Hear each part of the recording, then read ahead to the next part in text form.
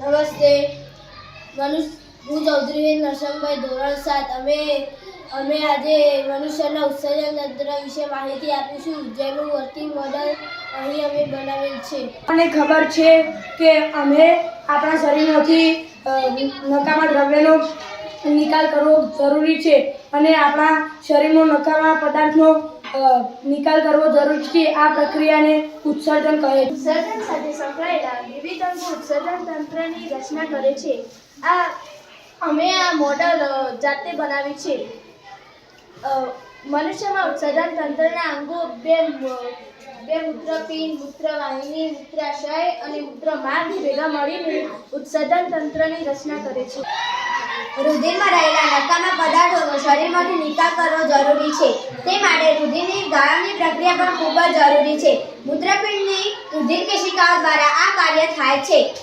જ્યારે રુધિર બે મૂત્રપિંડ સુધી પહોંચે છે ત્યારે ઉપયોગી અને નુકસાનકારક બંને પ્રકારના પદાર્થો ધરાવે છે. ઉપયોગી પદાર્થોનું રુધિરમાં ફરીથી શોષણ થાય છે.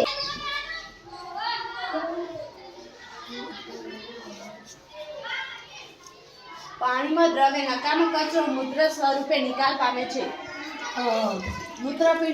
બે મૂત્રપિંડમાંથી મૂત્ર છિદ્ર દ્વારા બહાર નીકળે છે.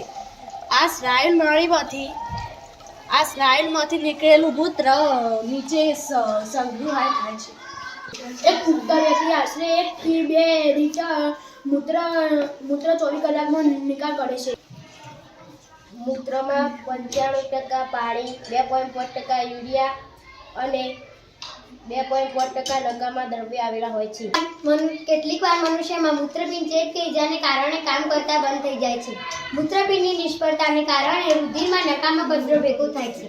જ્યાં સુધી આવી વ્યક્તિમાં રુધિરને સમાંતરે કૃત્રિમ મૂત્રપિંડ દ્વારા ગાળવામાં આવે છે ત્યાં સુધી તે વ્યક્તિ જીવિત રહી શકે છે. આ પ્રક્રિયાને ડાયાલિસિસ કહે છે. Thank you.